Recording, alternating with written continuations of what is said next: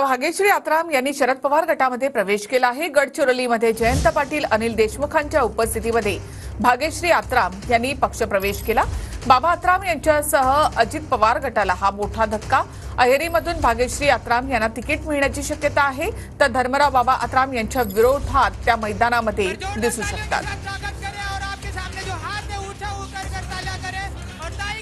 मधला काही काळ गेला, पण त्या काळामध्ये भाग्यश्रीताई सतत आम्हाला भेटत होत्या आणि त्या दुःख व्यक्त करत होत्या की माझ्या वडिलांनी घेतलेली भूमिका मला मान्य नाही, मी काय करू, याची फार मोठी खंत त्यांच्या मनाला होती।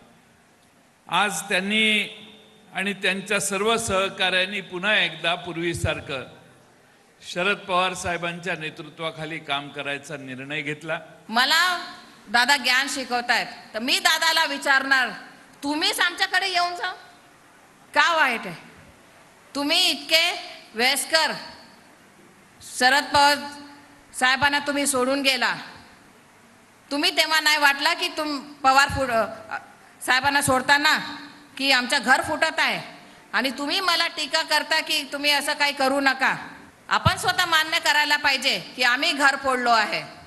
मी काय घर फोडली नाही, घर फोडून जात नाहीये आणि शेरनी जास्त घातक असते, हे लक्षात ठेवायचं।